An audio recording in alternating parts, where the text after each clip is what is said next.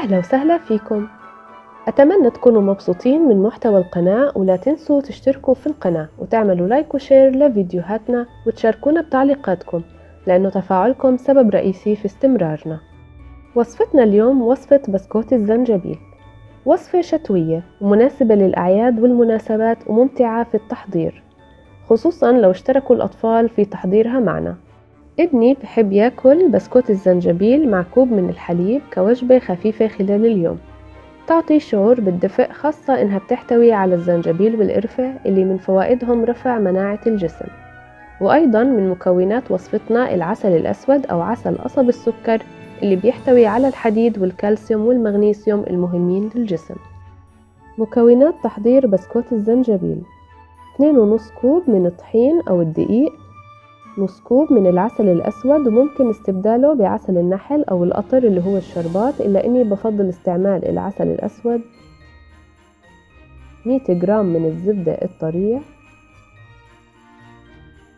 نص كوب من السكر البني وممكن إنه نستعمل السكر الأبيض، بيضة بدرجة حرارة الغرفة، معلقة صغيرة من الفانيليا، نص معلقة كبيرة من القرفة، معلقة ونص كبيرة من الزنجبيل، معلقة صغيرة من البيكنج باودر، ورشة ملح.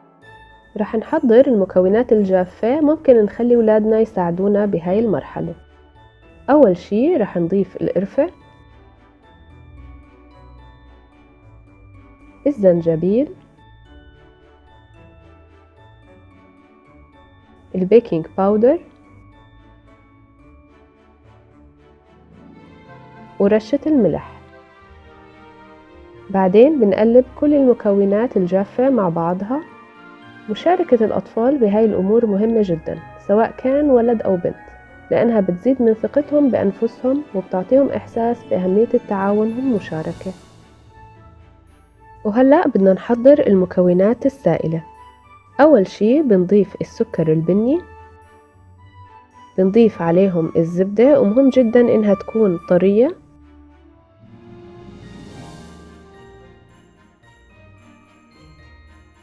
بنخفق الزبدة والسكر مع بعض حتى يمتزجوا.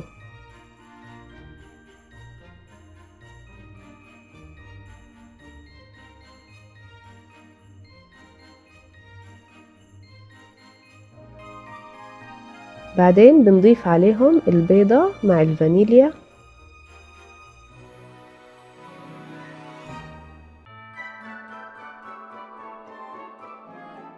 وبنكمل عملية الخفق.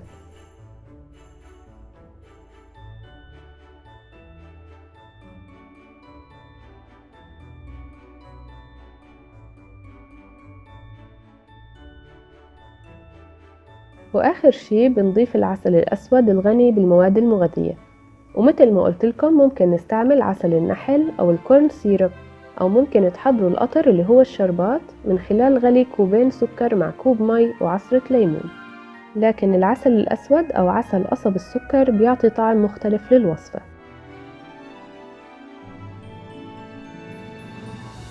إجا وقت إنه نجمع كل المكونات مع بعضها.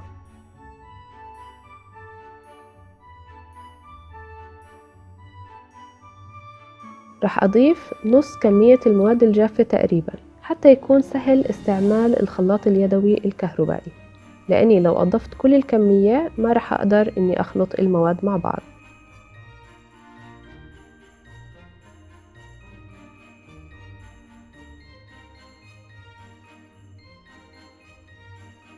بعدين بضيف نص الكمية المتبقي، وبستعمل إيدي بالعجن حتى تتماسك العجينة وتتجمع مع بعضها.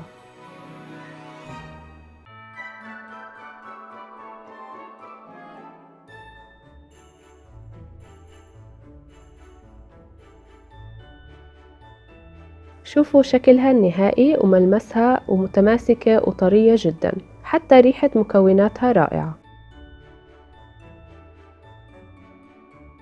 من المهم إني أريح العجينة شوي.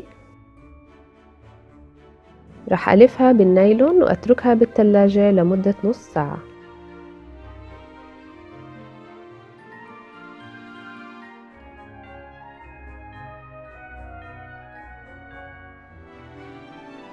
بعد ما ارتاحت العجينة اجا وقت انه نبدأ بتقطيعها.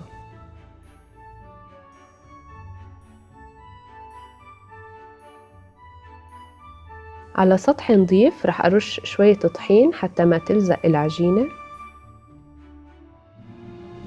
وكمان بنرش الطحين على أداة الفرد اللي هي الشوبك أو النشابة.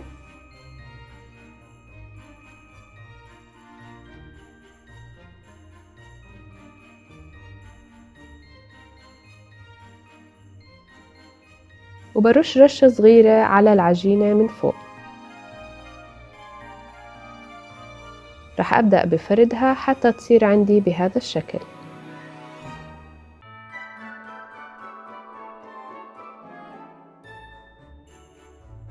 نبدأ بتقطيع العجينة باستخدام قطعات البسكوت بأي شكل بنحبه.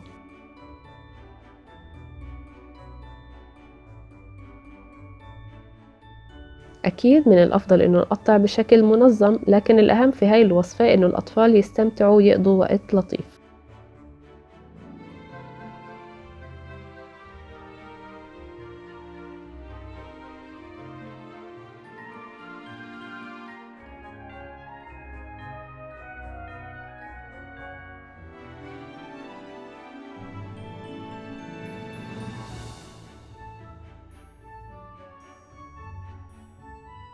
بنرتب قطع عجينة البسكوت على صينية الخبز وعليها ورق الزبدة.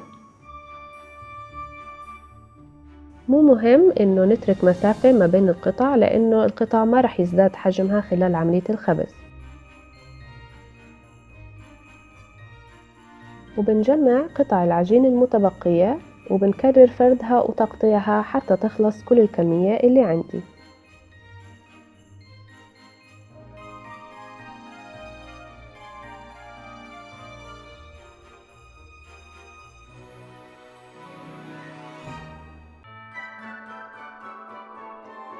ممكن كمان نخلي الأطفال يشكلوا بإيديهم أي أشكال بحبوها. وهلأ رح نوضع الصينية في الرف الأوسط في الفرن على حرارة 180 درجة مئوية لمدة 10 إلى 12 دقيقة. بعد 10 دقايق جهز البسكوت، رح أتركه يبرد ونحضر في هذا الوقت كريمة التزيين. نحتاج إلى كوب سكر بودرة وتقريبا معلقة ونص كبار من الحليب، وممكن إنه نستعمل المي بدل منه. بنضيف الحليب على السكر بشكل تدريجي وبكميات جدا قليلة.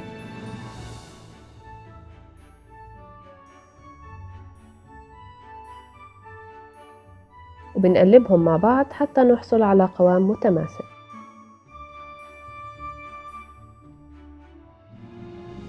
لتلوين خليط التزيين من المفضل استعمال ألوان الجل المخصصة للطعام، لكن لو مش متوفرة ممكن إنه نستعمل ملون الطعام السائل.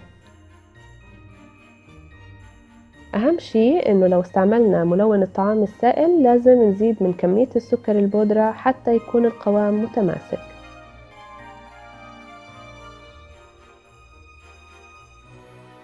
جهزنا الألوان اللي رح نستعملها في تزيين بسكوت الزنجبيل.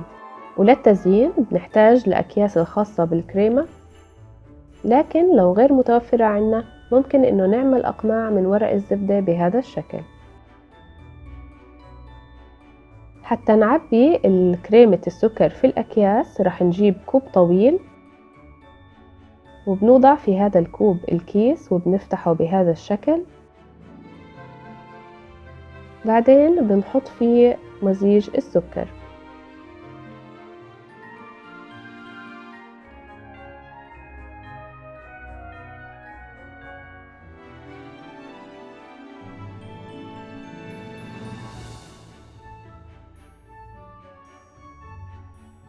بنضغط الكيس بهذا الشكل وبنربطه، وهيك صار جاهز للاستعمال.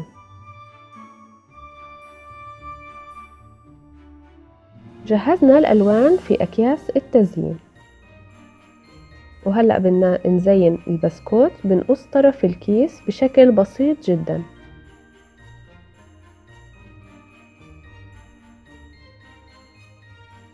وبنبدأ بالضغط عليه وبنرسم على قطع بسكوت الزنجبيل الرسمة اللي احنا بنفضلها وبنحبها.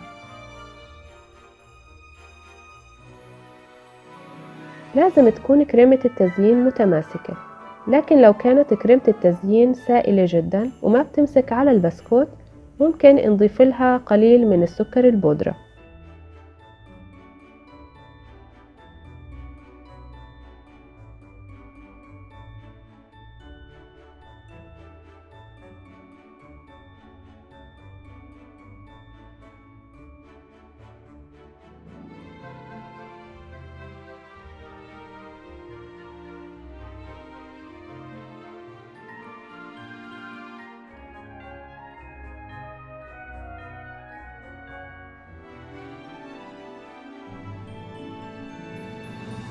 وقت الرسم على البسكوت أكتر وقت ممتع بالنسبة للأطفال، بحبوا يشاركوا فيه وممكن يصنعوا الأشكال اللي بحبوها ويستعملوا الألوان المفضلة بالنسبة إلهم.